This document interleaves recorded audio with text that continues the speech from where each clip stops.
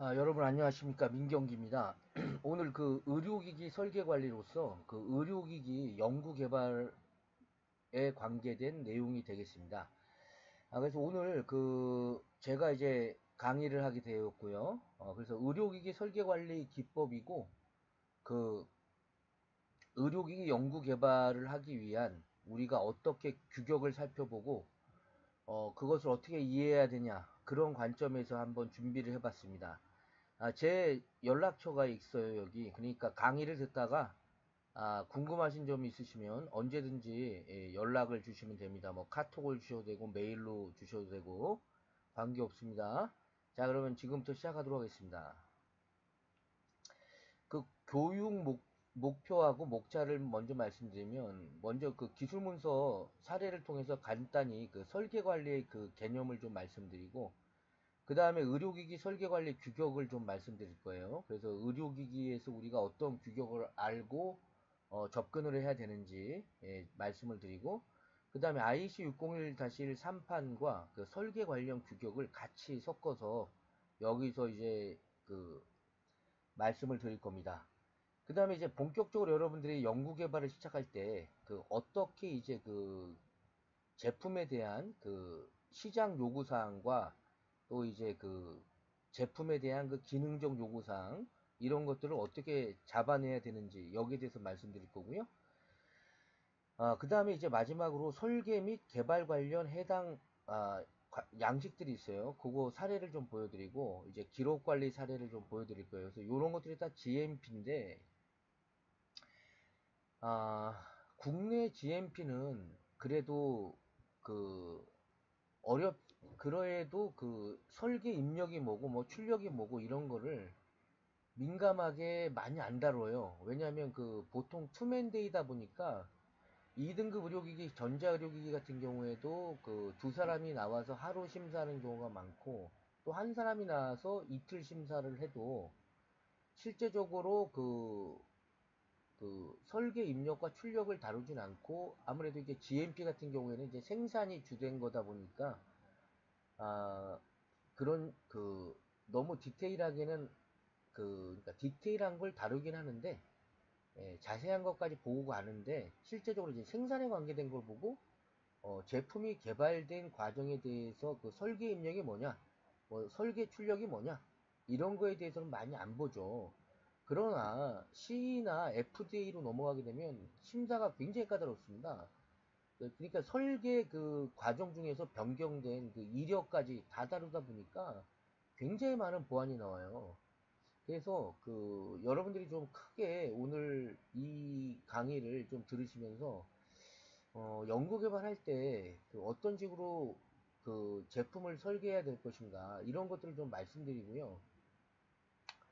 그 다음에 그 규격대로 설계가 안 된 의료기기는 다시 개발을 하다 보니까 1년 이상의 또 개발 기간이 더 들어가고요.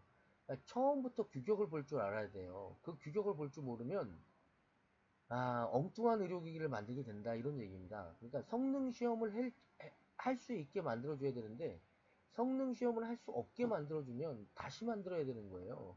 그게 얼마나 큰 시간 낭비입니까? 그죠? 그리고 그래서 중간에 이제 그런 것들 좀 말씀드릴 겁니다. 자, 먼저 기술문서 사례를 통한 그 설계 관리 이해를 좀 도와드릴 텐데요.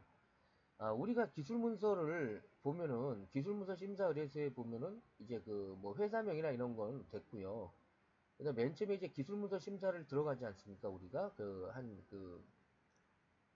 어차피 뭐, 인허가를 하는 시간은 아니기 때문에, 그래서 그, GMP 심사랑 그, 전기계획 안전성 시험 등을 들어가고, 그 다음에 이제 그, 세 번째로 인허가 과정에서 의료기기 기술문서 심사 의뢰를 들어가게 되는데, 이때 이제 성능 및 사용 목적, 요런 것들이 이제 굉장히 이제 중요한 요소들이 되죠.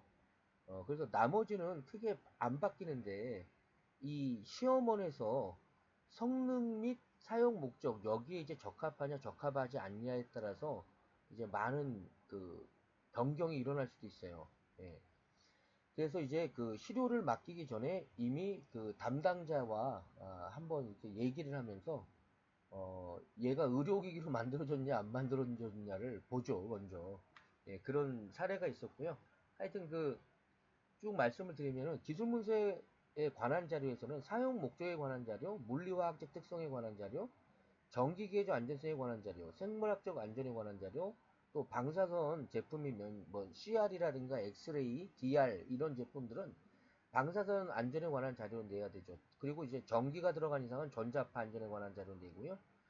그 다음에 이제 전기가 안 들어가도 이제 필러라든가 뭐 이런 제품들은 생물학적 안전에 관한 자료를 내게 돼 있죠. 그러나 그, 그 전자 의료기기 중에서도 피부 점막에 닿는 거 있어요. 그러니까 뭐 레이저 비염 치료기라든가 레이저 조사기 품목에 들어가는데 레이저 조사기 품목이지만은 실제적으로 이제 비염을 완화하기 위해서 코 속에다 넣었을 경우에는 이제 피부 점막과 닿기 때문에 이제 독성 테스트랑 감작성이랑 피내 반응이랑 용출물 시험 이 네 가지를 기본적으로 하게 되어 있습니다. 그래서 이런 것들이 다 이제 또 성능에 관한 자료, 또 제품의 성능 및 안전을 확인하기 위한 시험 규격, 그리고 설정 근거, 실측치, 이런 자료들이 다 뭐예요? 규격이 관계된 거죠. 해당 의료기기에 대해서 규격을 모르면 이걸 서술할 수가 없고 그런 문제들이 생기게 된다 이런 얘기죠. 그래서 또 이제 정기계적 안전 그러니까 정기계적 안전에 관한 자료는 당연히 내지만 또 물리화학적인 특성에 관한 자료도 또 내거든요. 그래서 이런 것들 그러니까 뭐 피부랑 닿는다거나 뭐 어떤 뭐 용출물이 생긴다거나 어떤 그런 물리화학적 특성에 관한 자료 이런 것들이 또 같이 반영되기 때문에 전체를 알지 못하면은 계속 보완을 맞습니다. 보완을 맞아요. 그래서 우리가 이 기술문서 하나만 봐도 우리가 어떻게 설계 관리를 기술적으로 잘 해야 되냐 이런 것들을 알 수가 있고 이 R번이 문제인데 제품의 성능 및 안전을 확인하기 위한 시험 규격은 여기까지는 이해가 가잖아요. 그죠? 시험 받으면 되니까 이런 걸. 근데 설정 근거가 뭐냐? 실측치에 관계된 자료. 이거는 제조자가 또 범위를 정하는 자가 시험 규격일 때도 있어요. 그러다 보니까 이런 것을 정확하게 설계 입력과 설계 출력을 제대로 잡아내지 못하면은 국내 같은 경우에는 어떻게든 뭐 넘어갈 수는 있겠지만 CE랑 FDA는 굉장히 까다롭게 이걸 가지고 괴롭힙니다. 여러분들이 그런 사항을 좀 알고 좀 본 강좌를 잘 들어주셨으면 좋겠고요. 다음 안전성하고 유효성 그죠? 그러니까 뭐 누설 전류가 얼마나 나오나든가 뭐 환자 누설 전류라든가 이런 정기적 안전성뿐만 아니라 뭐 생물학적 안전성 등 또 멸균 의료기기도 있잖아요. 그러다 보니까 뭐 주사침이라든가 이런 것들 그래서 안전성이 중요하고요. 그다음에 유효성은 얘가 치료 효과를 내기 위해서 어떤 성능을 갖고 나와야 되냐 이런 얘기죠. 그래서 이 유효성, 안전성, 유효성 여기에 관한 자료가 이제 또 중요하게 됩니다. 그래서 이 안전성, 유효성 입장에서 허가를 받은 품목과 이미 그러니까 시장에 기시판 중인 의료기기들이 있잖아요. 기존에 시판 중인 경쟁사 제품이라고 말하면 좀 이해가 빠를 것 같네요. 기존의 시판 중인 경쟁사 제품과 구조, 원리, 성능, 사용 목적, 사용 방법이 본질적으로 동등한 품목은 동등성 비교를 통해서 요거를 이제 생략할 수가 있고 만약에 사용 목적과 뭐 성능 또 원리 이런 것만 달라도요 안전성 유효성에 문제가 있다고 보고 임상 시험을 하게 하죠. 그렇기 때문에 아, 그 이제 제가 옛날에 레이저 비염 치료기를 하는 회사를 한번 도와준 적이 있었는데 어떤 일이 생겼냐면 이 회사에서는 레이저의 레이저가 우리가 코히어런스 하잖아요. 그러니까 직진해서 응집이 돼가지고 레이저가 이제 피내까지 들어가면서 뭐 헤모글로빈도 자극하고 해가지고 이제 혈액순환도 되고 생체가 이제 활성화가 되니까 부비동이 활성화가 되니까 그 비염이 치료되는 그런 비염 치료기들이 시중에 많이 있습니다. 다 임상도 하고 그래요. 근데 이 회사에서는 확산광, 그러니까 레이저의 직신성이 아니라 확산광을 레이저를 차라리 확산시켜가지고 치료 범위를 좀 넓히겠다 이렇게 갔었어요. 문제가 뭐였을까요? 이게 안전성이라기보다는 왜냐하면 4mW 저출력 레이저였기 때문에 4mW를 유지한 건 사실이었는데 이 유효성 입장에서 그 성능이 그, 그 레이저를 조사했을 때 그 에너지 밀도가 실제적으로 그 경쟁사 제품들하고 그러니까 기시판 중인 제품들하고 달랐던 거죠. 에너지 밀도가. 그래 그거 하나 때문에 임상을 할래 말래 이렇게 갔고요. 결국에는 그 회사는 다시 6개월 이상의 시간을 걸려서 다시 경쟁사 제품처럼 레이저를 직진광으로 바꿔서 다시 또 기구도 짜고 그러면서 또 한 세월 보내고 결국에는 어퍼가 품목과까지 다 이제 받아서 시판 중입니다. 그런 모습들을 보면서 참 이게 단순한 문제가 아니다. 이런 얘기를 할 수가 있었어요. 자, 그래서 안전성 유효성에 관한 이 자료에서는 기원 또는 발견 및 개발 경위 이런 것들은 거의 다 비슷비슷하죠. 또 안전성에 관한 자료 이거는 기존의 성능과 출력이 많이 다르면 그러니까 그 법적으로 정한 범위 내에 들면은 일단은 안정성에 관한 자료로 입증이 되죠. 또 그러나 실제적으로 이제 그 출력 범위가 너무 낮거나 그 법적 범위 안에는 들었지만 너무 낮거나 이러면은 과연 이게 유효한 의료기기일까? 치료에 효과가 있을까? 이런 거를 식약처에서 고민을 하게 되는 거죠. 또 시험원도 마찬가지고요. 그렇기 때문에 허가가 안 떨어집니다. 될 것 같지만 안 됩니다. 그래서 정확하게 규격을 알고 그 RA, 그 레귤러토리 사항들, 그 법적 규제 사항을 반드시 알아야 됩니다. 또 임상에 관한 자료, 또 외국의 사용 현황 이런 자료들도 같이 내면 좋고요. 또 국내 유사 제품과 비교하고 검토한 자료 이런 그 내용들을 같이 제출해야 됩니다. 기술문서에서는 이렇게 제품명, 형상 구조 및 치수, 원자재 또는 성분 및 분량, 제조 방법 쭉 나가지만 바로 이 성능 및 사용 목적이 어떻게 보면은 우리가 그 요새는 그 IEC 60601-3판을 기준으로 해서 우리가 규격을 펼치다 보니까 이런 것들이 굉장히 중요하고요. 성능 및 사용 목적. 그 다음에 그 시험 규격. 요게 상당히 중요하게 되죠, 이게. 그래서 이제 사용 목적에서 성능 부분하고 이 시험 규격이 제일 중요하다. 이제 규격 입장에서는 그렇다.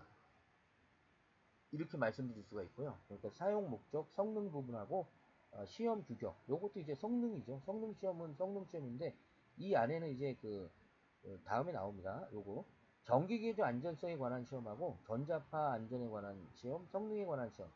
일단은 그 초음파 영상 진단기를 사례로 들다 보니까 이렇게 됐고요. 만약에 뭐 저기 주사침이라든가 뭐 전자의료기기인데 그러니까 멸균 의료기기라든가 또 전자의료기기인데도 피부 점막과 닿는 그 장착부가 이제 피부 점막과 닿다거나 장착부라는 말은 사람 몸에 닿는 부분 어플라이드 파트라고 그래요. 어플라이드 파트 AP라고 하는데 자 그래서 일단 초음파 영상 진단 장치 같은 경우는 이제 그 환부에 초음파 에너지를 전송하고 또 에코를 받아서 수신해서 생리학적 또는 인공 구조를 눈으로 볼 수 있게 하는 기구다. 이렇게 되어 있는 거죠. 법적으로는.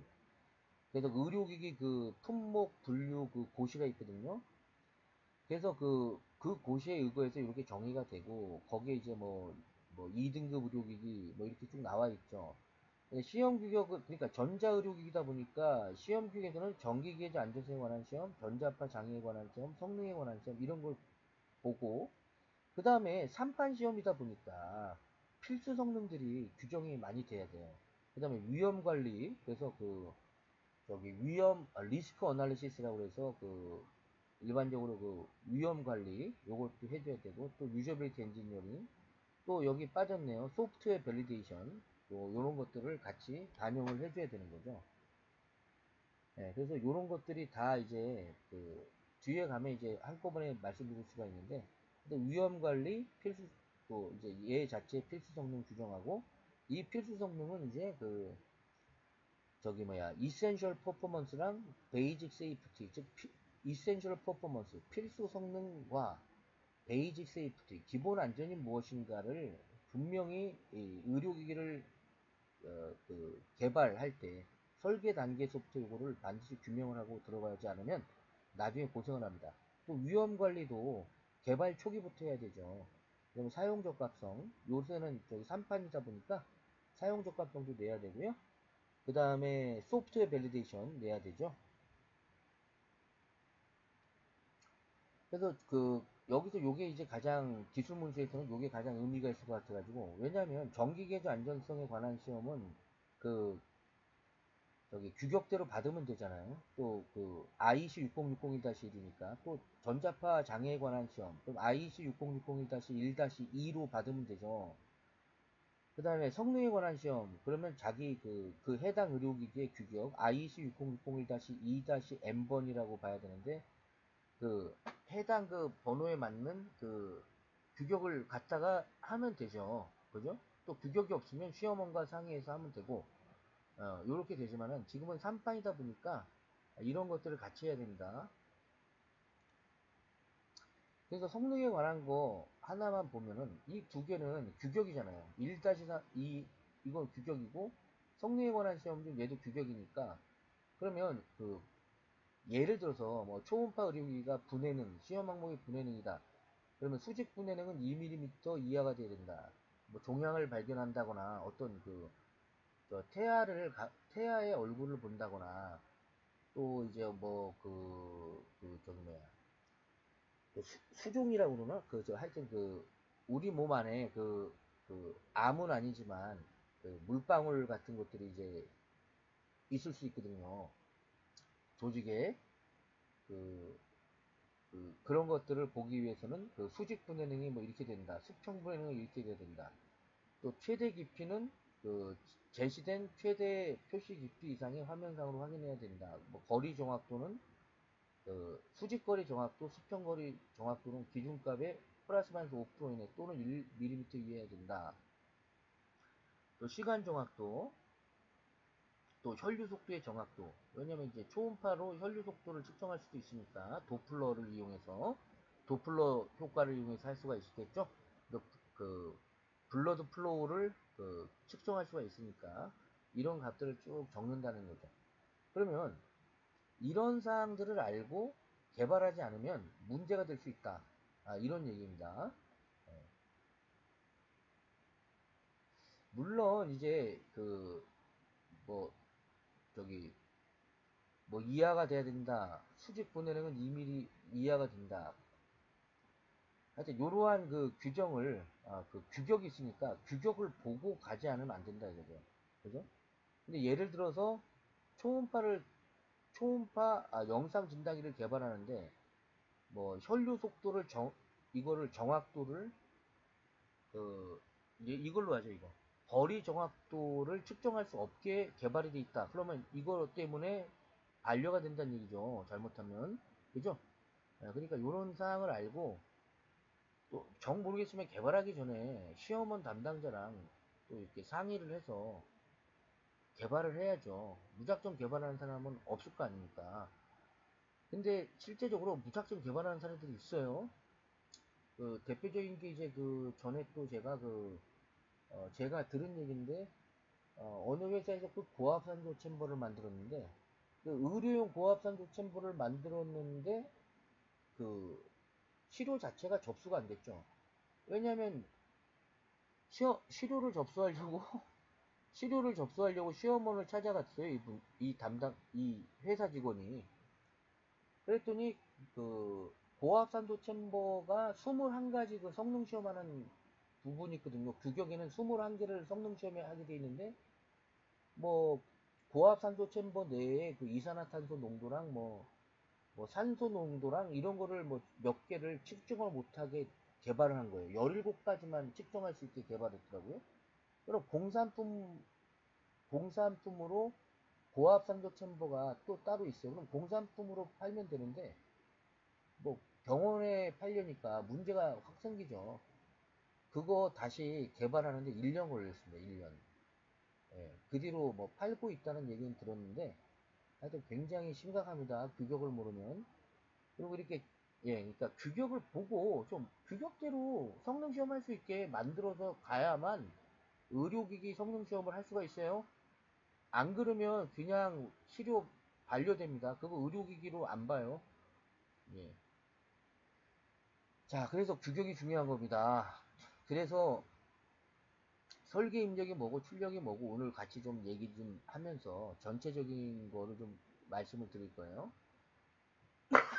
자, 그러면 두 번째로 의료기기 설계 관리 규격에 의해 그래서 요거는 다 애우셔야 됩니다. 애우세요 그냥. ISO 13485는 그 의료기기에 대한 퀄리티 매니지먼트 시스템이죠. 그래서 그 품질 경영 시스템이에요. 그래서 얘가 GMP가 되고 ISO 13485를 받지 않으면은 그 유럽에 수출할 수가 없어요. 알겠죠? 그래서 유럽 그 MDD나 MDR의 그 필수 요구사항이 ISO 13485 인증을 받아야 되는 거죠. 그래서 그 레귤러토리 퍼포먼스입니다. 얘가 그래서 법적 요구사항의 목적으로 ISO 13485는 꼭 받아야 돼요. 수출할 때는. 근데 이 ISO 13485를 우리나라는 가져와서 우리 국내 법을 더해서 어, 의료기기 제조 및 품질관리 적합 인정 그 인정서를 주게 되는 거죠.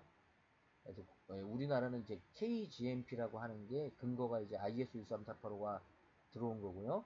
그리고 얘가 이제 그 2000,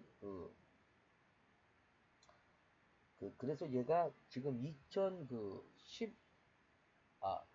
2016 버전으로 작년 7월부터 적용됐잖아요. 9월부터인가 적용이 돼서 지금은, 그래서 내는 서류도 16개로 늘어나고 좀 바뀌었어요. 하여튼 지금 인허가시간 아니니까.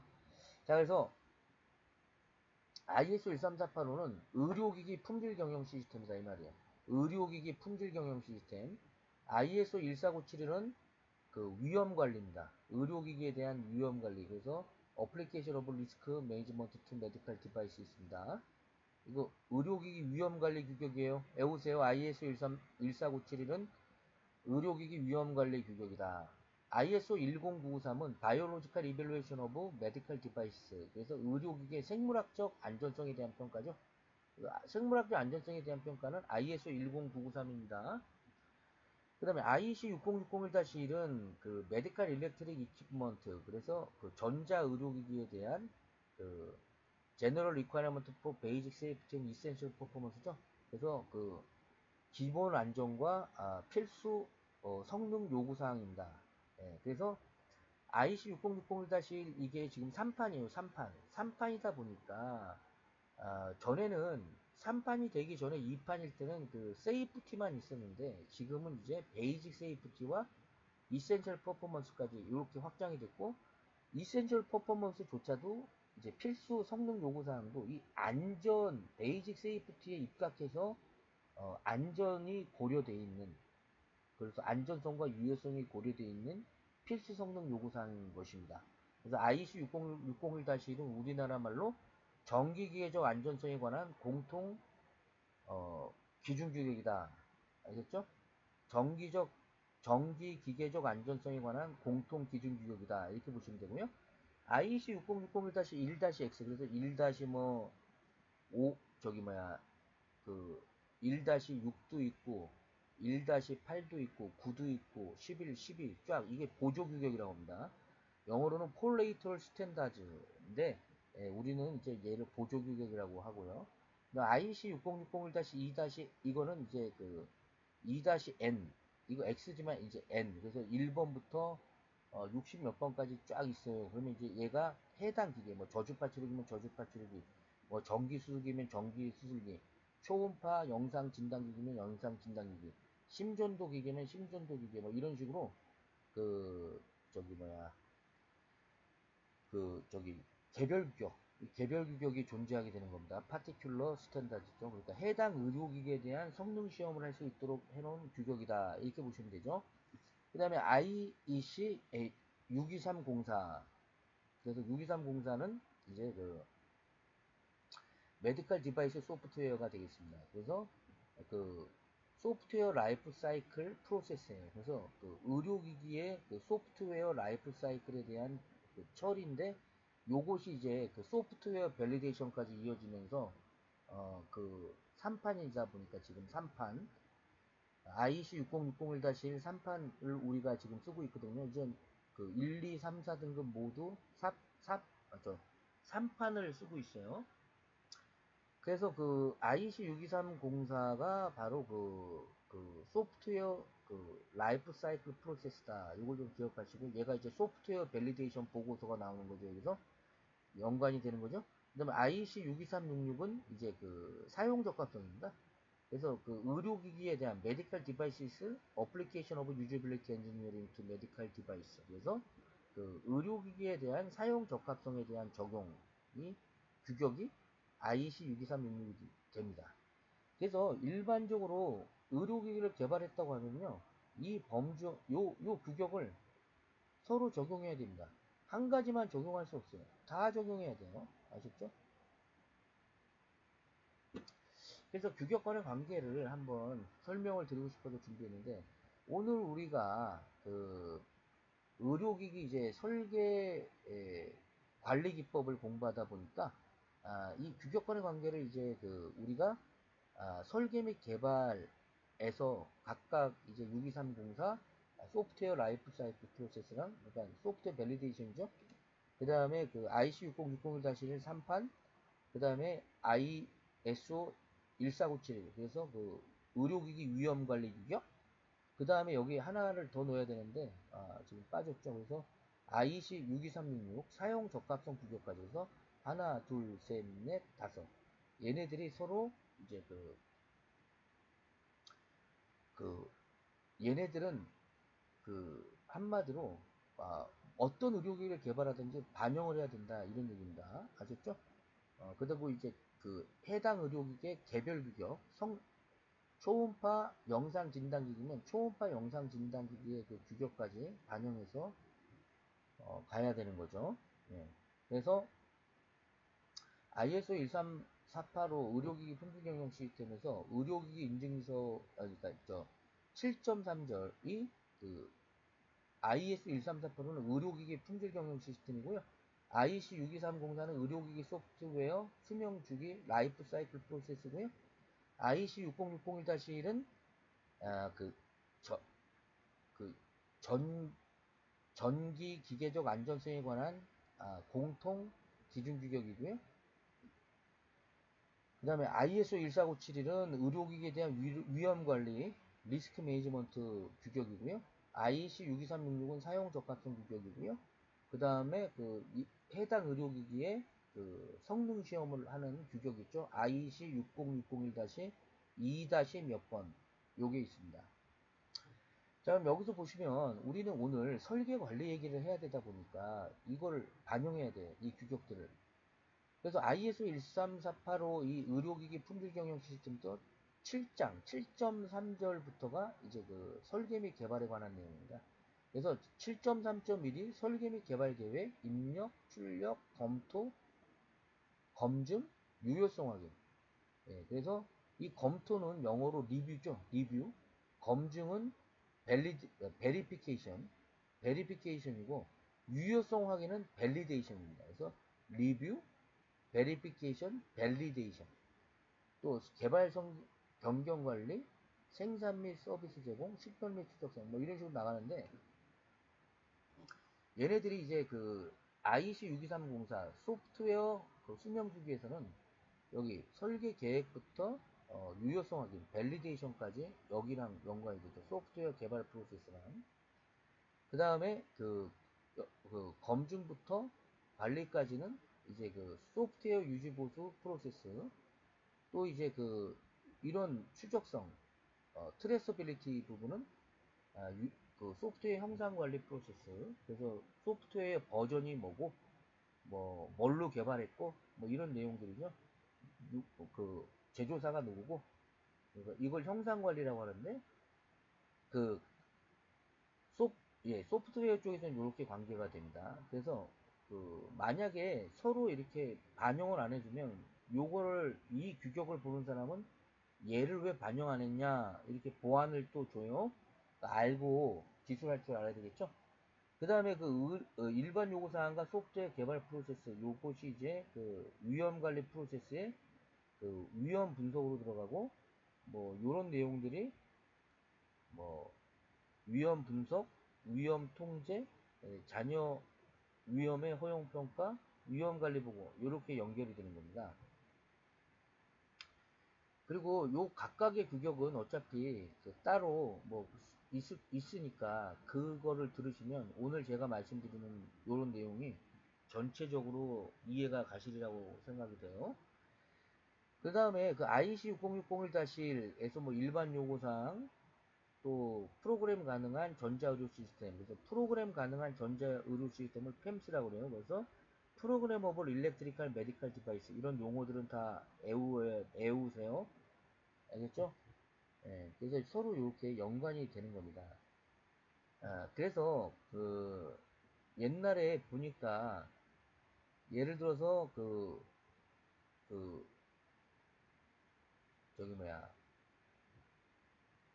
누가 이제 사용 적합성 보고서를 그 의료기기 시험원에다가 이제 치료와 함께 냈어요. 냈는데 사용 적합성 이 안에 IEC 60601-1의 그 유저빌리티 엔지니어링 6장인가가 있잖아요. 그 부분이 반영이 안 되니까 보안이 나오더라고요. 예, 그래서 여기에 있는 내용이 또 여기 반영돼야 되고 또 위험 관리 안에 IEC 60601-1 여기에 관한 내용이 반영이 안 되니까 위험 분석, 위험 평가 통제 이런 식으로 보안을 또 주더라고요. 그러니까 얘가 관계된 사항이 얘가 안 돼 있으면 보안 나오고요. 그러니까 하여튼 이 규격들은 서로 공통 분모가 있어요. 그 공통 분모를 반드시 반영을 해줘야 돼. 그죠? 위험 관리를 보고서를 쓴다고 리스크 매니지먼트 레포트를 써놓고 여기에 소프트웨어에 대한 위험 관리를 안 했다. 그럼 당연히 보안이 나오는 거예요. 아셨죠? 그 다음에 위험 관리를 한다고 해놓고 IC 6060-1-1에 관계된 그 특정 사항을 반영을 안 했다. 그럼 또 보안이 나오는 것입니다. 자, 이런 사항들을 좀 알고 서로 연관되는 이런 부분들을 여러분들이 알고 계셔야 되겠다.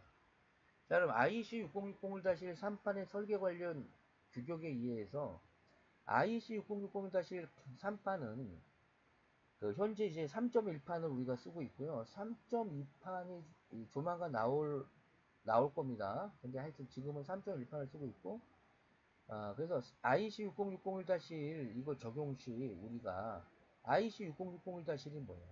얘가 의료기기의 정기기계적 안전성에 관한 공통기준규격이잖아. 그죠? 예. 그러면 의료기기에 관한 의료기기 정기기계적 안전성에 관한 공통기준규격이 요구되는 그죠?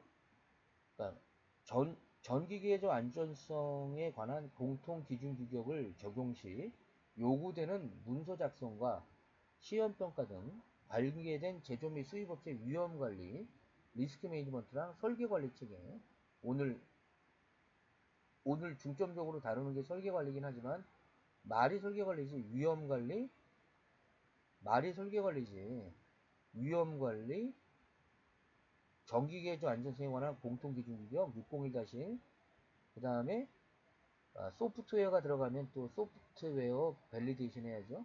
또 사용 적합성 해야죠. 이해가셨죠? 자, 그래서 여기에 대해서 이런 시험평가 수준 확립에 대해서 이해 정도가 우리가 높아야 됩니다. 안 그러면 이제 엉뚱한 의료기기를 만들 수가 있어요. 그러면 한 세월 걸립니다. 그래서 이는 제품을 규격대로 만들지 못하면 이게 중요하죠. 제품을 규격대로 만들지 못하면 인허가 과정과 각종 시험 과정에서 부적합이 나옵니다. 그러면 수정하고 또 다시 제작해야죠. 그럼 소요되는 시간과 비용이 크게 발생돼요. 아주 바보짓 하는 거죠. 그리고 인허가상에서 승인도 나지 않기 때문에 굉장히 큰 문제가 야기됩니다. 그래서 각별한 주의가 요구되는 거죠. 자, 그래서 그 IC60601-1은 전기계정 안전성에 관한 공통 기준 구역이다 보니까 뭐예요?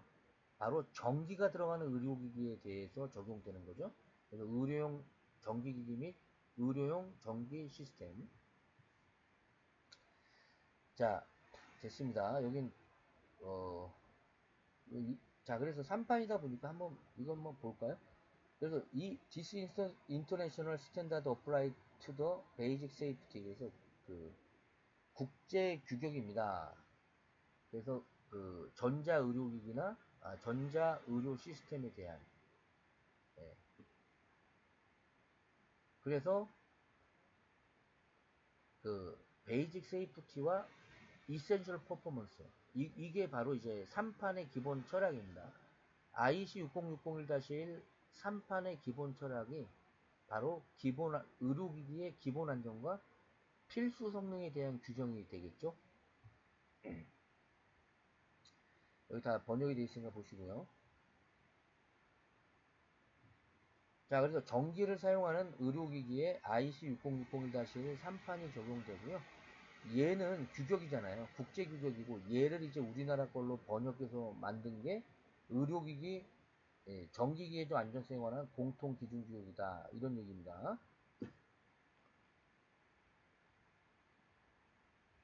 자, 목적은 한번 읽어보시면 될 것 같아요, 그냥. 자, 본 자료는 이 자료를 가지고 이제 했고요. 요게 아, 참고해서 보시면 됩니다. 예.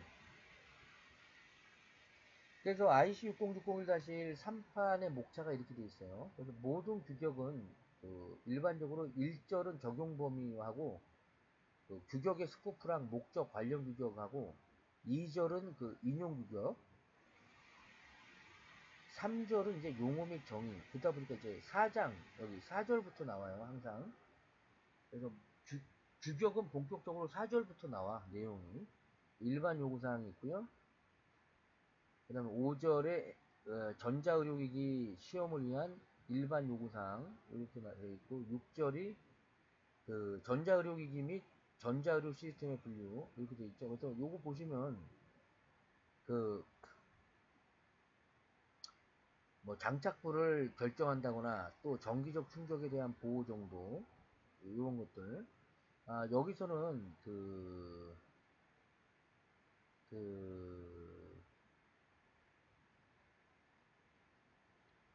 자, 정기적 충격에 대한 보호 정도라든가 멸균 방법, 뭐 7절 의료기기의 표시 및 문서, 그래서 라벨링 부분, 표시 및 기재사항 이런 거.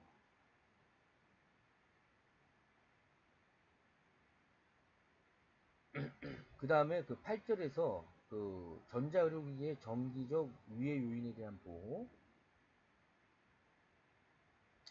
그래서 누설 전류가 얼마나 나오냐, 환자 측정 전류가 얼마나 나오냐, 이런 거를 이제 측정하는 거죠.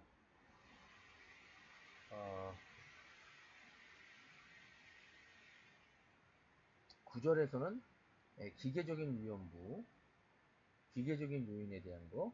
10절에서는 과도한 방사선 유해 요인에 대한 보호. 11절에서는 과온 및 기타 유해 요인에 대한 보호. 12절에서는 제어와 계측기 정도 및 유해한 출력에 대한 보호. 그 다음에 13절은 특정 유해 사항과 고장 상태. 그 다음에 그,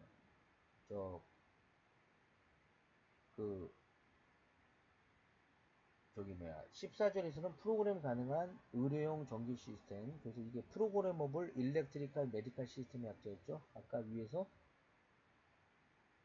그래서 이 규격들이 다시 앞으로 가서 보면 이런 식으로 얘네들의 챕터가 이렇게 서로 영향을 이렇게 준다. 그래서 반영을 안 해주면 그 반영을 안 해주면 보안이 나온다, 이런 말입니다. 그래서 14절이 이제 프로그램 가능한 전자의료 시스템에 대한 내용이고요. 이것이 이제 623 공사랑 그 같이 연동이 되는 거고요. 그래서 어차피 여기 저를 봐도 실제적으로는 IC623 공사를 참조를 많이 하도록 돼 있어요. 이 부분은.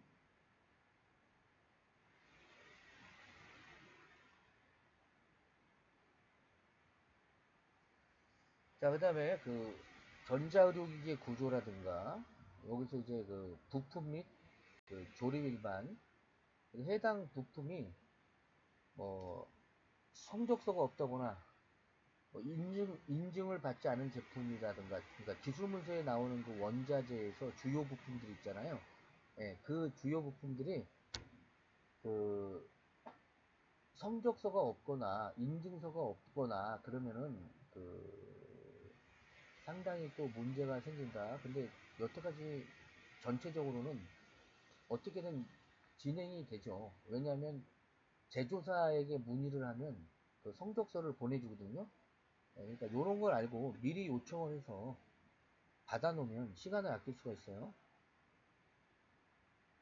또 16조에서 전자의료 시스템, 여기서 뭐 누설 전류, 또 기계적 위해 요인에 대한 보호, 그 다음에 제17절이 ME 기기 및 ME 시스템의 전자파 적합성, 그래서 그 전자파 안전성에 관한 시험이 이제 연결이 되면서 얘가 이제 IC 6061-1 그, 그 1-2가 되는 거죠. 1-2.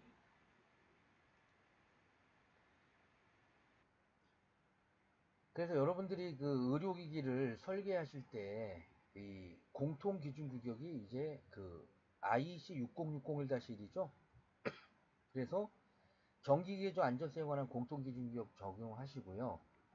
그 다음에 보조규격들이 있어요. 그래서 이게 이제 그 IEC 6060-1-2가 전자파에 관한 공통 기준 규격이고요. IEC 6060-1-3이 그 방사선 안전에 관한 규격이죠. 그 다음에 그 뭐 이거 12는 이제 그 응급의료에 관한 규격이 되고요. 그 다음에 해당 의료기기의 그 개별 규격들이 있습니다. 그래서 뭐 IEC 6061- 그2- 몇 번 해가지고 이게 뭐 뒤에 나와요 어차피. 그러니까 무슨 말이냐면 해당 개별 의료기기에 대해서 얘기하고 있는 거죠. 지금 많이 이제 만들어지고 있고요. 그 다음에 80601-2 이렇게 해서 68로 시작하는 거는 이제 그 ISO랑 연동이 되는 규격이다. 이렇게 생각하시면 됩니다. 그래서 그 공통 기준 규격이 있고요. 얘는 전기가 들어가는 의료기기면 전기기계조 안전에 관한 공통 기준 규격이죠. 우리나라 규격은. 그다음 1-2는 이제 그 말씀드린 대로 그 보조 규격이지만 전자파 안전에 관한 거죠. 그러니까 전기가 들어가면 무조건 전자파는 해야 돼요. 그 다음에 해당 보조격이 1-3, 1-6, 1-8, 1-9, 1-10, 11, 12 있어요. 이건 뒤에 가서 또 말씀드리고,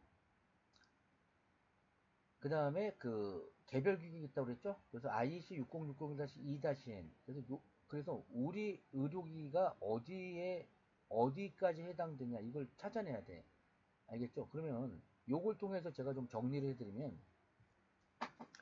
여러분들이 전기 수술기를 만드는 회사야. 일렉트로 서지칼 유닛을 만드는 회사야. 그래서 그 우리가 고주파 전류를 이용해서 그 수술하는 데 쓰잖아요. 개복해서 수술할 때. 그러면 의료기기 기준 규격에서 전기 수술기를 찾아봤더니 IEC 6060-2-2번이 두 번째 것. 여태까지 2-N이라고 알려줬잖아. 근데 2-2번이 전기 수술기 규격이에요. 그럼 개별 규격을 하나 찾았죠. 그러면 이 성능이 나오도록 설계를 해야 되겠지? 알겠죠? 그러면 얘를 이제 성능은 얘를 하고 그 다음에 의료기기의 전기계조 안전에 관한 기준 규격. 그래서 IEC 6060-1은 무조건 받아야 되죠. 전기가 들어간 이상 전자파도 받아야 되죠. 그래서 의료기기의 전자파 안전에 관한 공통 기준 규격 받아야 되죠. 얘네들은 다 안전이고 얘는 성능이죠. 알겠죠? 자, 그 다음에 또 보조 규격 중에서 1-6과 1-8. 그래서 6은 이제 그 사용 적합성, 유저빌리티 엔지니어링에 관한 내용이고요. 그래서 유저빌리티 엔지니어링을 통해서 그 저기 뭐야 그 사용자에 대한 안전과 그러니까 오퍼레이터의 안전과 그 환자에 대한 안전을 보장을 해줘야 되죠. 사용 적합성을 통해서. 그 다음에 IC 6060-1-8은 이제 경보 시스템이잖아. 경보. 그래서 저기 뭐야 그 전기 수술기에 그 전극을 환자한테 되지 않았는데 뭐 전류가 나가고 있다거나 이러면 안 되잖아. 예, 그러니까 그럴 때 이제 어떤 경보를 울려줄 수 있다거나 또 전기 수술기가 양극 방식일 때 선 하나가 끊어졌는데 그 선 하나가 끊어졌을 때 어떤 뭐 경보를 준다거나 그러니까 경보 시스템이 있는 거죠. 알람 시스템이. 그래서 6은 사용 적합성, 8은 알람 시스템에 대한 거거든. 그러면 여러분들이 전기 수술기를 만드는 회사라면 여러분들이 최소한 연구 개발을 하거나 또 RA를 하는 입장에서는 어떻게 판단이 돼요? 전기 수술기를 개발한 이상은 의료기기니까 이 규격을 찾아야지. 성능에 대한 개별 규격을, 파티큘러 스탠다드를 찾아야죠. 그 다음에 이걸 통과해야 되겠지?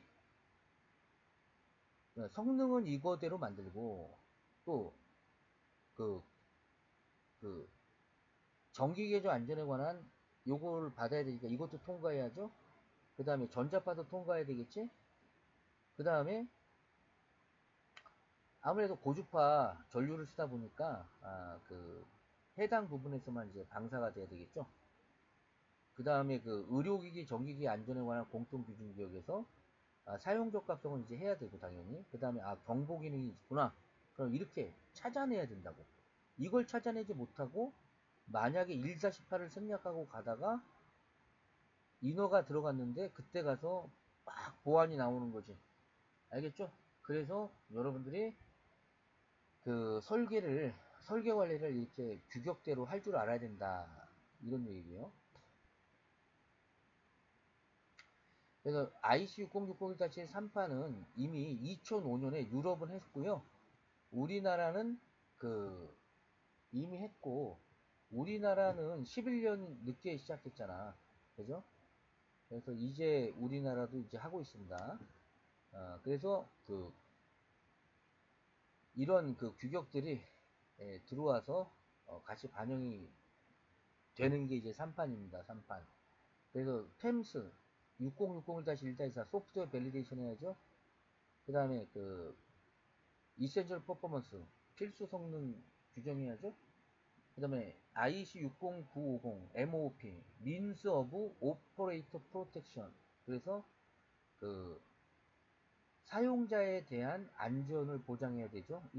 그 다음에 사용 적합성 그러니까 이게 그 사용 적합성에 대한 내용들이 이게 다 사실은 사용 적합성 그 다음에 그 가정에서 쓰냐 그러면 그 IEC 6060-1-11 규격을 써야죠. 11을 그냥 어차피 뒤에 나와요.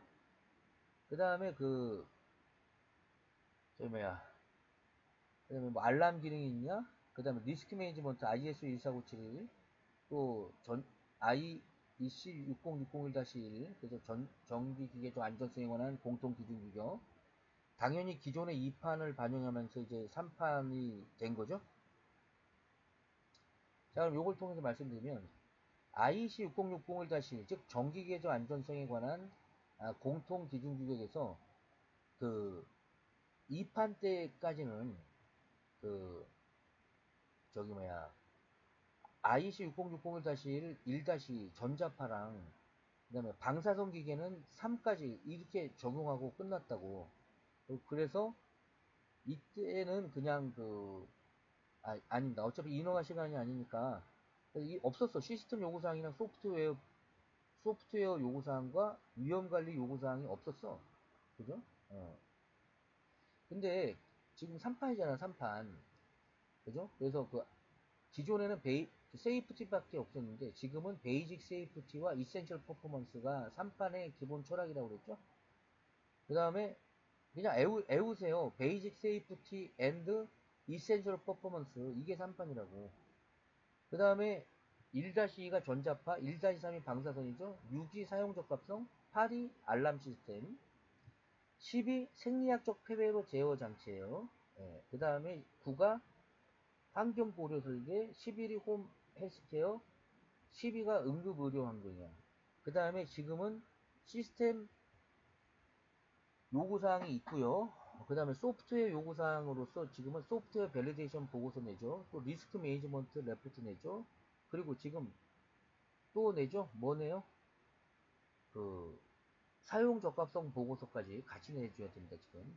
그러니까 시험원에 우리 실효 맡길 때 그렇게 내지 않으면 안 돼요. 견적서에 사용 적합성에 대한 그 문서 리뷰가 60만 원인가 그렇게 적혀서 나와요. 이미 견적서에. 그래서 2판 때까지는 500만 원 안에서 끝났는데 지금은 요 601 시험만 1200개가 넘잖아요. 그러니까 지금은 한 1600만 원까지 나와요. 1400에서 1600 사이가 나와요. 요새는.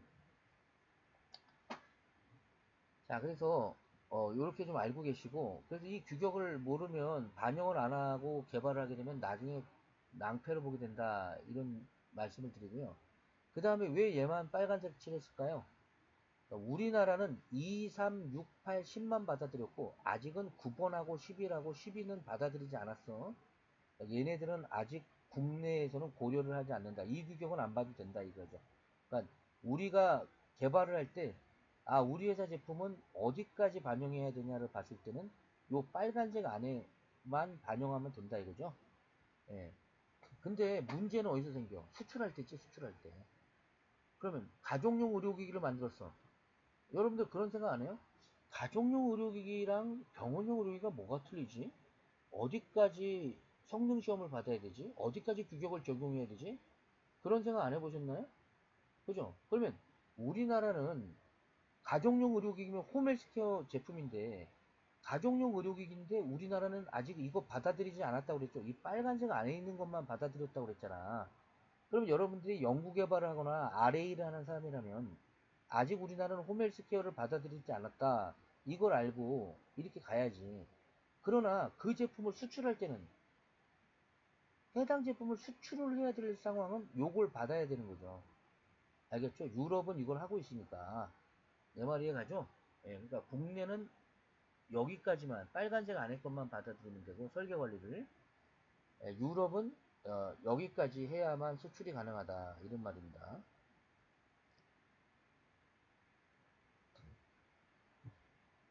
자, 그래서 이거는 그냥 여러분 죄송한데 그 시간상 어차피 이제 설계 관리 시간이긴 한데 어, 중요한 부분만 보고 넘어가겠습니다.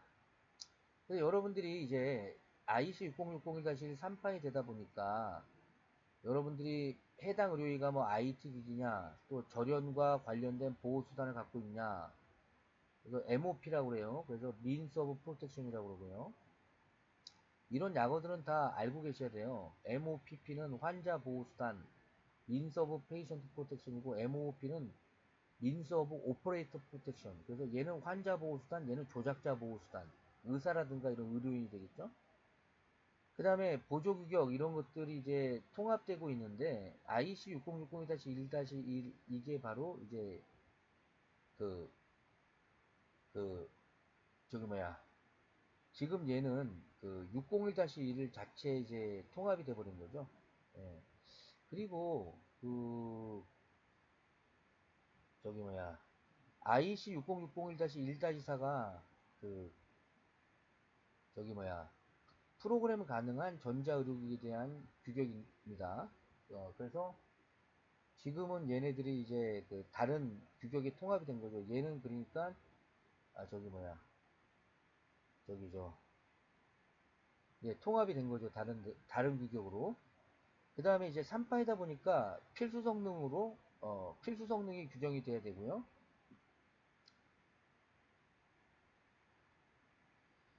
그래서 이 세이프티가 이제 그 기본 안전과 필수 성능으로 요렇게 3판은 박혀 있고요. 그 다음에 부품에 대한 일반 요구사항 요거 그 플로우 차트도 있어요 사실은. 근데 어차피 부품을 개발하진 않을 거잖아. 그러니까 우리는 뭘 알아야 돼? 가급적이면 인증받은 거, 또 시험 성적서가 있는 걸 쓰는 게 좋다 이런 얘기죠. 안 그러면은 보안이 자꾸 나옵니다. 그러면 성적서를 받아서 줘야죠. 그 대표적인 게 이제 배터리인데, 요새는 그 배터리가 그 저기 뭐야, 시간이 흘러도 이제 배터리가 터지는 경우가 있잖아. 그럼 터지지 않는 시험을 받아야 되잖아. 그걸 CB 성능 시험이라고 그러는데, 그 배터리에 대한 그 시험을 할 때 생각을 한번 해보세요. 그 배터리를 사서 썼는데 개발 다 하고 나서 그 배터리가 그 배터리를 파는 사람들이 그 배터리가 터지지 않는다라는 그 시험을 안 받은 거야. 그럼 그때 가서 남이 만든 제품, 남이 만든 배터리를 가지고 여러분들이 돈 내고 받아야 돼. 내 말 좀 이해갑니까? 배터리가 가장 그런 문제가 많았고, 그동안. 그 다음에 이제 그 중요 부품은 여러분들이 하여튼 사지압박 순환장치다. 그럼 뭐 솔레노이드 밸브라든가 뭐 릴레이 그 스위치들 그런 것들이 가급적이면 인증을 받은 제품을 쓰는 게 좋다. 어, 그리고 성적서가 있어야 된다. 시험 성적서가. 이런 말을 좀 하고 싶고요. 그 다음에 3판부터는 IC6060-3판부터는 그 위험 관리 해야 된다고 그랬죠. 그래서 ISO 1497을 해야 되고, 그 다음에 그 사용적 값성 이거 해야 된다고 그랬죠. 그래서 IEC 62366 해야 돼요. IEC 62366. 그 다음에 공통규격, 보조규격, 개별규격 해당되면 다 해야 돼요. 이제 그죠? 그러면 공통규격, 보조규격, 개별규격 헷갈리나요? 이거죠? 공통규격 IEC 6060-1, 보조규격 전자파 해야 되죠? 또 자체 성능에 대한 거, 뭐 초음파 영상 진단기면 진단기, 아까 봤던 전기술기면 IC 60601-2-2번 받아야 된다 이거죠. 요것이 이제 개별 규격까지 이렇게 설명드린 겁니다. 자, 그러면 여러분들이 의료기기를 이제 설계를 하는 데 있어서, 설계 관리를 하는 데 있어서 이제 기능적 요구사항, 요걸 통해서 제가 이제 또 이제 전체적인 걸 또 말씀드릴 건데요. 의료기기를 설계를 할 때 이 폭포식 그 설계 과정, 이 워터폴 모델을 씁니다. 이게 그 1990,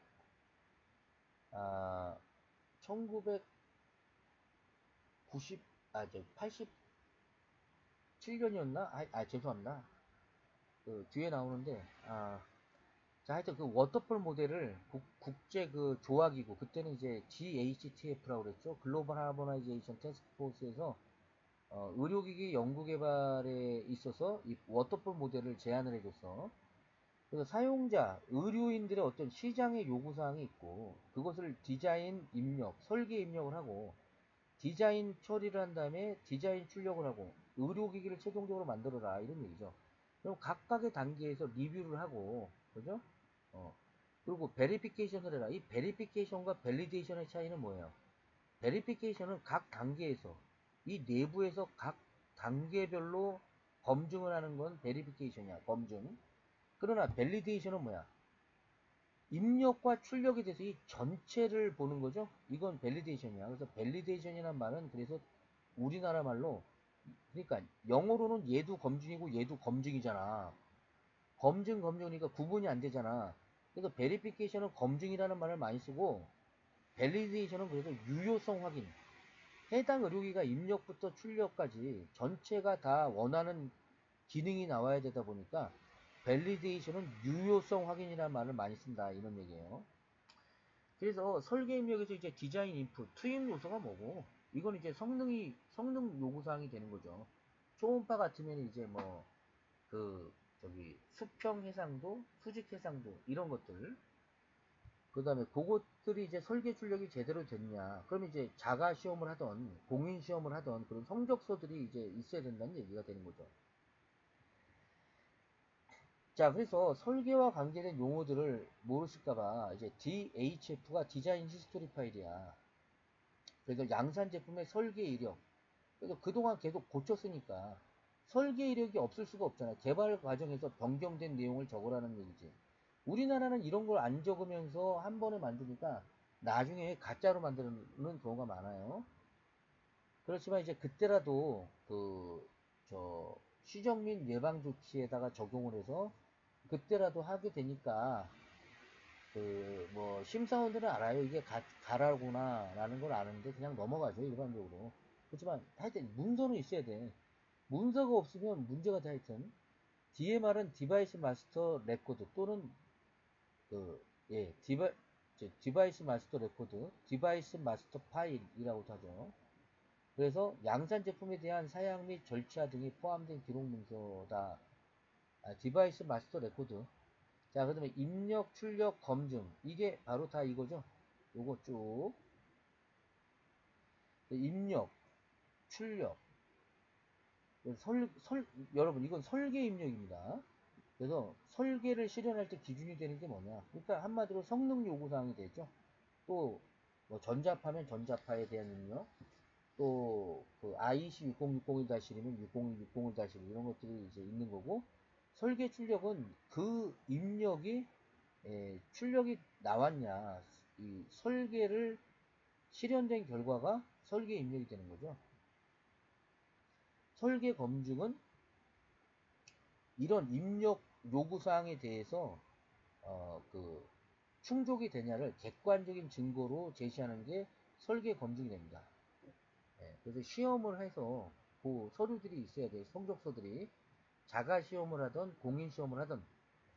그 다음에 설계 유효성 확인. 이게 이제 밸리데이션이죠. 그래서 제가 아까 유효성 확인을 밸리데이션이라고 얘기한 거잖아. 실제로 기대되는 결과를 나오냐 이걸 보는 거죠. 그래서 입력부터 출력까지 전체를 요런 단계들 여기에서 이렇게 과정별로 요렇게 보고 요렇게 보고 요렇게 보고 이런 건 다 베리피케이션이고 유효한 출력이 나오냐, 입력이 돼서 출력이 나오냐, 유효하게, 이게 밸리데이션이야. 그리고 각 단계별로 이제 리뷰를 하죠. 그래서 리뷰가 되고, 그래서 그 다음에 MRS는 마켓 리퀘어먼트 스페시피케이션이고요. 또는 마켓 리퀘어먼트 도큐멘테이션이라고 그래요. 그래서 시장 요구사항이 되고요. 그래서 요게 유저 니즈 쪽이다 이렇게 보시면 되고, FRS는 기능적 요구사항, 지금 하는 내용이죠. 디자인 리퀘어먼트 스페시피케이션, 그러니까 디자인 요구사항. SRS는 소프트웨어 리퀘어먼트 스페시피케이션, 그래서 소프트웨어 요구사항이 되겠습니다. 그래서 요게 이제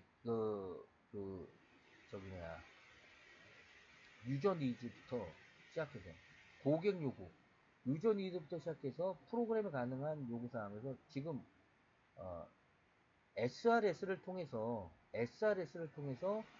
워터폴 모델, 아까 그걸 설명하는 건 사실이지만 뭘 하든 무엇을 하든 어차피 이 과정을 통해서 설명할 수밖에 없어. 그래서 요걸로 한번 설명해 드리면, 소프트웨어 예를 들어서 설명드리면, 이제 요구사항이 먼저 나오고 그 다음에 그러면 스페시피케이션이 나오죠. PEMS 프로그램 가능한 전자의료기 요구 명세서가 나오고, 그 다음에 프로그램 가능한 전자의료기의 구축 설계. 그러면 이때 프로그램을 어떻게 짤 건가, C방서랑 서브 시스템, 밑에 프로그램 자체의 하위 프로그램들을 서브 시스템이라고 하시면 돼요. 그래서 소프트웨어 리퀘어먼트 스페시피케이션, 그래서 구성 요소 요구사항, 소프트웨어 아키텍처를 설계하고요. 여기까지가 이제 쭉 가는데, 이때 위험 분석이 같이 돼야 된다. 리스크 어널리시스가. 그럼 하위 유닛들이 설계가 되고, 이것들이 다시 통합되고, 다시 서브 시스템도 통합되고, 그럼 프로그램 가능한 전자의료기기가 통합 검증. 그럼 이게 뭐예요? 베리피케이션 되고, 이때 출력물이 나와야 되죠. 성적서가. 자가 시험을 하든 뭘 하든 나와야 돼. 그 다음에 프로그램 가능한 전자의료기기의 밸리데이션. 그럼 입력부터 출력까지죠. 그렇죠. 그래서 결과물 나오고. 그래서 밸리데이션이에요. 지금 이걸 설명한 거야. 소프트웨어 리퀘어먼트 스페시피케이션을 통해서. 알겠죠? 그래서 설계 관리를 우리가 이해하는 데 있어서 실제적으로 R&D 프로세스는 이렇게 되는데, 그러면 우리가 ISO 13485 문서에서 설계 및 개발에는 기획, 입력, 출력, 검토, 검증, 유효성 확인 이렇게 된다. 예. 이렇게 되는데 그 이렇게 되는데 문제가 뭐냐 이거죠. 아까 말한 그 워터폴 모델과 똑같죠. 그러면 기획 단계, 입력 단계, 출력 단계, 검토 단계, 검증 단계, 밸리데이션 단계까지 쭉 해서 스테이지 6까지 이렇게 가는데, 그죠? 근데 실제적으로 이게 잘못된 거라고. 왜 그럴까요? 다음 페이지. 예. 요. 실제적으로 이렇게 하라는 얘기죠. 그러니까 기획하고 그 워킹 샘플 만들고, 그 다음에 엔지니어링 샘플 만들고, 파일럿 그 초기 제품 나오면 그, 그 사전에 그러니까 그 예비 생산하고 양산하고. 그러니까 실제적인 연구 개발은 생산과 이렇게 연결되는 과정에서 요 각각의 단계에서 다 이게 나와야 된다고. 지금 아까 입력, 출력, 검증, 검토가 이렇게 됐었잖아요. 전에는 이렇게 하지 말고 실제적으로 요 각 단계에서 이게 나와야 돼. 입력, 출력, 검증, 검토. 또 여기서 이렇게 가면 또 입력, 출력, 검증, 검토. 또 이렇게 가면 입력, 출력, 검증. 그 다음에 여기서는 이제 샘플 제품이니까 유효성 확인도 또 나오고 설계 검토 또 하고. 그럼 여기서 프리 프로덕션 하면 그 저 뭐야 예비 생산이야. 예비 생산. 설계 입력, 출력, 수입 출하 검사, 양산 검토 이렇게 하고 양산하고 이렇게 이해가죠. 그러니까 실제적으로 이렇게 이 과정을 생각해서 각각의 단계에서 이게 나오지 않으면 엄청 고생합니다. 나중에 이걸 못 만들어. 와, 이거 보안 나오면 우리나라는 이걸 보안을 안 주고 많이 넘어가거든. C나 FDA는 이렇게 안 하면 나중에 아우 그냥 골치 아픕니다. 역으로 만들어야 돼. 역으로. 자, 그래서 제가 아까 이걸 설명하면서 이렇게 X 표시를 해놓으니까 어떤 분들은 그럼 이 문서 만들지 말라는 얘기인가요? 또 이런 질문을 하더라고. 그게 아니라 이런 단계는 맞아. 이게 워터폴 모델은 맞는데 어, 이걸 이렇게 가는 거잖아. 그래서 요거는 맞는데 요거 실제적으로는 요렇게 하면서 각각에서 워터폴 모델이 나와야 된다고. 각 단계에서 워터폴 모델. 각 단계마다 워터폴 모델이 나와야 돼. 알겠죠? 어차피 궁극적으로 연구 개발한다는 것은 GMP잖아.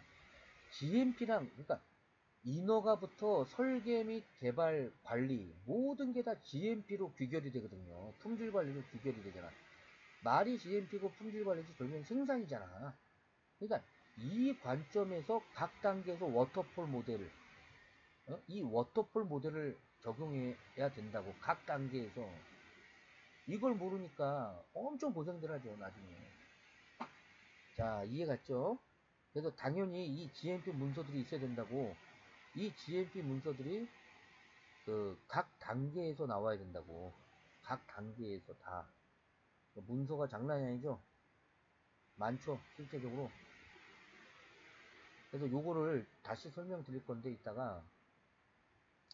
그래서 그 기능적 요구 사양은 일반적으로 FRS는 Functional Requirement Specification은 기업의 연구 개발 부서 또는 연구소에서 제품을 설계할 때 상세 설계 단계에서 제품의 성능 및 기능과 관계된 사양을 명확히 정하는 것을 말해요.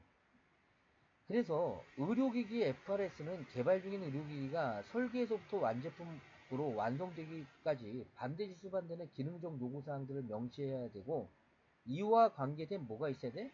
시험 기준과 시험 방법을 규정해야 돼. 실제 시험을 행하고 의료기기 안전성이에요.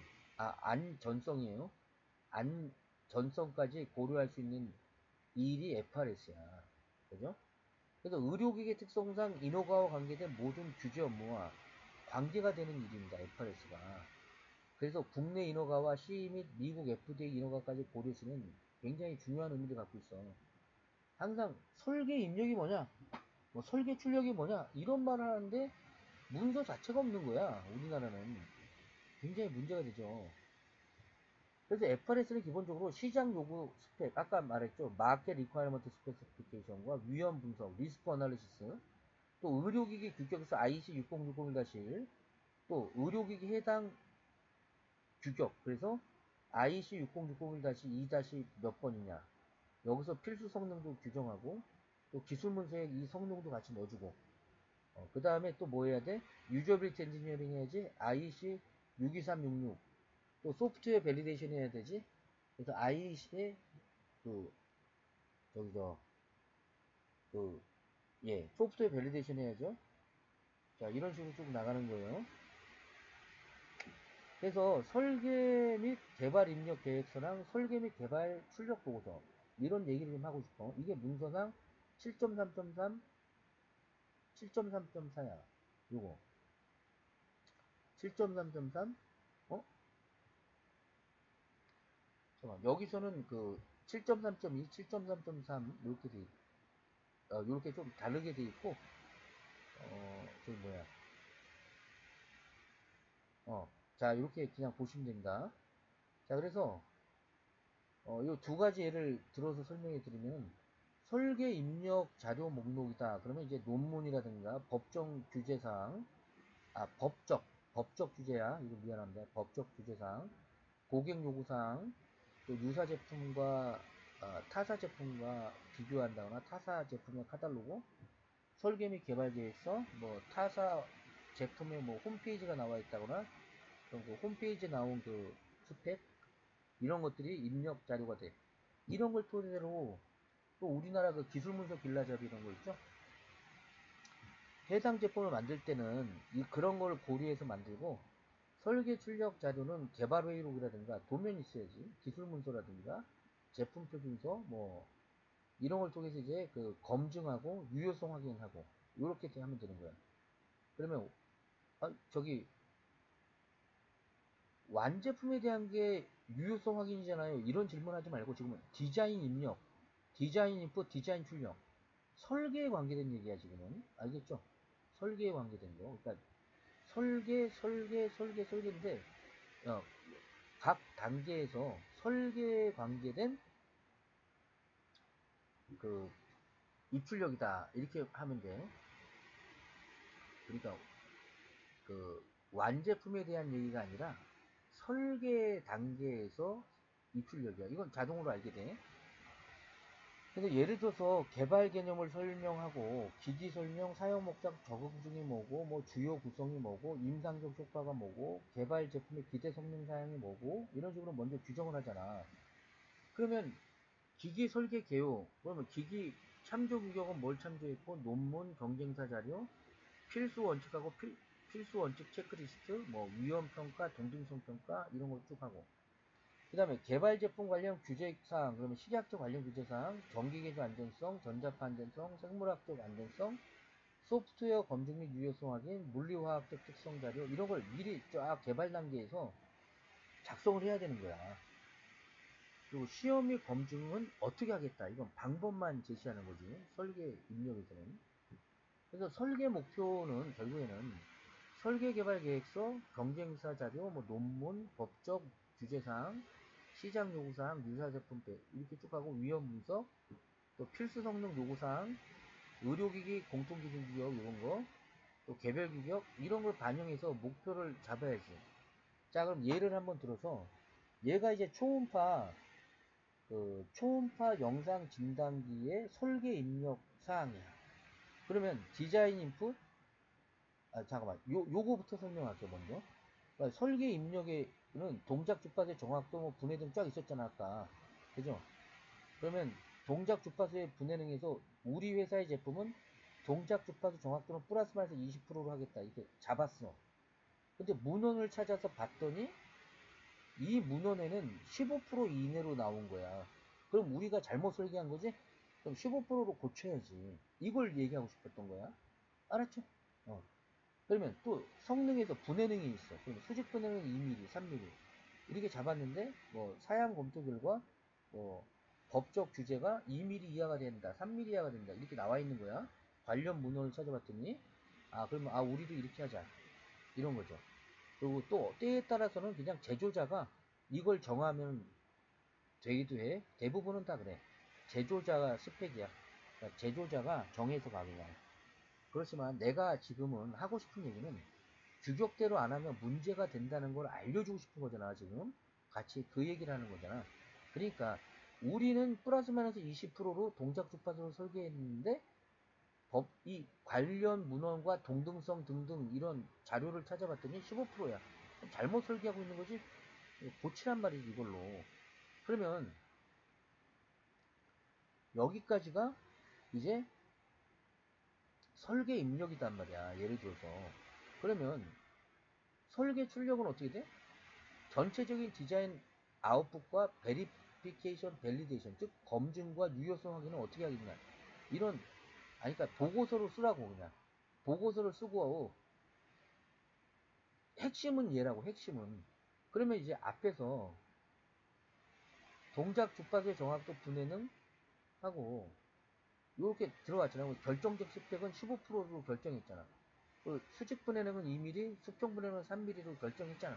그러면 베리피케이션은 어떻게 돼? 자가 시험을 하던 공인 시험을 하던 해가지고 그 성적서 번호를 레포트를 여기다 적는 거야. 어디 그러니까 요 디자인 설계 및 개발 출력 보고서를 만들어서 거기다 첨부를 하든지 따로 쳐라든지 해서 자가 시험을 한 결과를 넣든지 알겠죠? 그래서 베리피케이션과 밸리데이션을 이렇게 해주면 얘가 설계 입력에 대해서 요 성능 항목 이런 성능 항목을 쫙 적고 여기에 대해서 검증까지 하니까 끝난 거지. 알겠죠? 이런 자료가 이런 개념이 굉장히 중요해. 이런 게 없이 개발을 하더라 이 말이야 우리나라는. 알겠죠? 그래서 문제가 되기 때문에 이 규격 수업에서 요거를 강조하는 거고 이런 걸. 그래서 설계 및 개발 관련 해당 문서 양식하고 기록 관리 사료를 말씀드리면 우리나라 같은 경우에는 이제 개발 요청서, 설계 및 개발 계획서, 설계 및 개발 검토서, 설계 및 개발 완료 보고서, 설계 및 개발 정비 행조서, 도면 관리 대장서 7장에 저기 설계 및 구현 7장이 이제 설계 및 구현이잖아. 네, 그러면 702-1 이렇게 문서들이 있다고. 자, 그럼 내 말 잘 들어요. 우리나라는 요 정도만 있으면 그냥 GMP가 나와. 그죠? 근데 문제는 뭐라고? 이것만 있으면 안 된다고 그랬지. 뭐가 있어야 돼, 이 사이에. 설계 및, 그러니까 설계 입력 계획서가 있어야 되고 또, 아니, 그러니까 설계 및 개발 계획서는, 여러분, 그, 지금 이 뒤에 얘네들만 있으면 보안 많이 나와. 이거 외에도 세부적으로 이런 문서들이 있어야 된다니까? 이런 거. 그러니까 설계 입력 자료를 뭘 넣고, 출력은 어떻게 검증했고, 그죠? 그러면 설계 입력 사항을 어떻게 잡았냐? 그럼 이런 게 있어야 된다니까? 우리나라는 이것만 있잖아.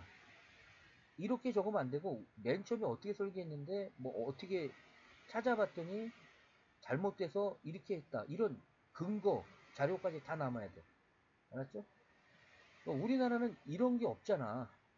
그죠? 디자인엔 설계 및 개발 출력 보고서가 이런 게 없다고. 설계 출력에 대한 게 없어. 그죠? 어.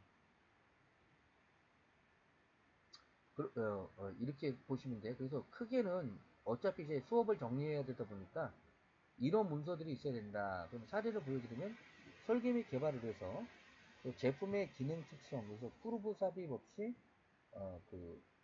얘가 요실금 치료기고 뭐 이렇게 1억 3천 개발 비용이 이렇게 들었고 그러면 설계 및 개발 의뢰서가 있고 왜냐면 외주를 줘서 개발을 할 수도 있기 때문에 다 개발을 못하니까 설계 및 개발 계획서에서 개발 준비, 각종 도면, 시작품 제작, 시험, 시작청, 허가, 개발 비용 이렇게 해서 쭉 적으면 돼 이렇게. 그리고 어차피 이제 뭐 GMP 수업도 있고 인허가 수업도 있긴 합니다만 그 나중에 이런 걸 같이 들으시면 돼요. 지금은 이제 이런 식으로 작성하는구나 뭐 그런 걸 좀 이해를 돕기 위해서 한 거니까 사례를 보여드려야 여러분들이 도움이 될 거 아닙니까? 또 설계 및 개발 계획서, 개발 필요성, 개발 계획, 기술 정보 분석, 보유 기술 뭐 이런 식으로 읽어보는 거 읽어봐. 어려운 건 없으니까요. 그 다음에 설계 및 개발 기획 검토, 검증 보고서가 있죠. 시장성 파악, 경쟁사 제품 파악, 업무 분장 이렇게 이해되는 범위에서 제가 최소만 이렇게 적었습니다. 설계 및 개발 완료 보고서는 뭐 이렇게 해가지고 제품 개요, 모양 및도 원재료, 제조 방법, 사용 목적 이렇게 해가지고 목차 잡고 쭉 적는 거야. 그 다음에 설계 및 개발 변경 통보서. 그래서 포장지 크기를 변경을 했다. 그러면 이제 제품에 대한 완제품, 그러니까 완제품에 대한 개념이다 보니까 뭐 이런 사항도 이제 변경 사항이니까 다 기록이 돼야 돼. 그럼 여기에 대해서 변경이 됐으니까 이제 설계 변경 노천서를 작성을 해주는 거죠. 그 다음에 최종적으로 설계 도면 관리대장 이렇게 있으면 돼요. 자, 근데 자, 여기까지는 일단 설명을 드렸어.